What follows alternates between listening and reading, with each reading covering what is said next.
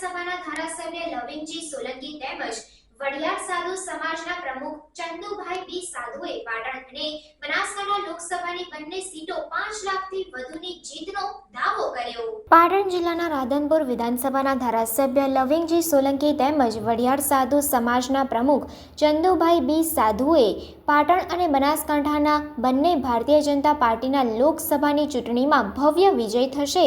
પાટણ લોકસભાના ઉમેદવાર ભરતસિંહ ડાભી અને બનાસકાંઠા જિલ્લાના લોકસભાના ભારતીય જનતા પાર્ટીના રેખાબેન ચૌધરીનો ભવ્ય વિજય થશે।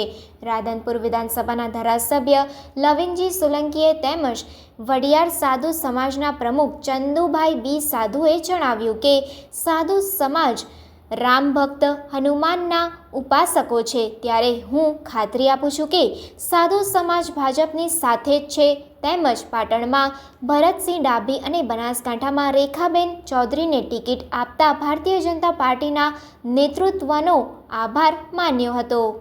આજે અમારા કેન્દ્રના શીર્ષસ્થ નેતૃત્વને ખૂબ ખૂબ અભિનંદન આપું છું। મોદી સાહેબ, જેપી નડ્ડા સાહેબ, અમિત શાહ સાહેબ અને આપણા ગુજરાતના અધ્યક્ષ આદરણીય શંકરભાઈ ચૌધરી સાહેબને ખૂબ ખૂબ આભાર માનું છું કે અમારા લોકલાડીલા એ પાટણના સાંસદ આદરણીય ભરતસિંહ સાહેબને જે રિપીટ કર્યા છે એ વતી એમનો અને હું આ રાધનપુર અને આખા પાટણ જિલ્લા વતી અને બનાસકાંઠામાં બેન શ્રી રેખાબેનને જે ટિકિટ આપી છે એ ખૂબ જ હું હર્ષની લાગણી અનુભવું છું અને બંને સંસદ સભ્યોને 5 લાખથી વધારે મતે અમે બંને જિલ્લાના આગેવાનો એક સાથે મળીને જીતાડશું, કારણ કે 2024માં ફરી એ મોદી સાહેબની સરકાર બનવાની છે એ નિશ્ચિત છે અને ભાજપનો આખા ભારતમાં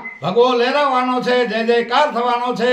એ જે મોદી સાહેબ અને અમારા અહીંયા CR પાટીલ સાહેબ, ભૂપેન્દ્ર પટેલ સાહેબનો પણ આ સમયે હું આખી બનાસકાંઠા અને પાટણની જનતા વતી ખૂબ ખૂબ આભાર માનું। બોલો ભારત માતા કી જય।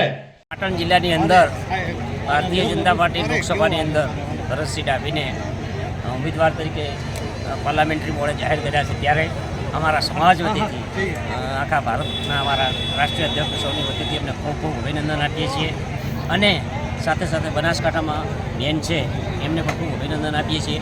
જ્યાં જ્યાં ભારતીય જનતા પાર્ટીને જરૂર પડશે ત્યાં અમારો સમાજ ખડા પગે ઊભો રહેશે અને છીએ અને રહેશું, કારણ કે રામ ભગવાનની જે વાત આખા દુનિયામાં ચાલી રહી છે, વિશ્વની અંદર ચાલી રહી છે, એ રામ ભગવાનની અંદર પહેલાં જો કોઈ સમાજ ઊભો હોય તેમાં રામાનંદી સાથે સમાજ છે।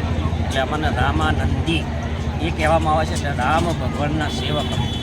એટલે જ્યારે અમે રામ ભગવાનના સેવક હોય, માનનીય પ્રધાનમંત્રી અમિત શાહ આટલા મોટા કાર્ય કરી રહ્યા હોય, ત્યારે અમારી તો ખૂબ જ ફરજ થઈ પડે છે આ કામ કરવાની રસ્તે। સમાચારોની અવનવી અપડેટ્સ માટે જોતા રહો સેક્યુલર ગુજરાત ન્યૂઝ।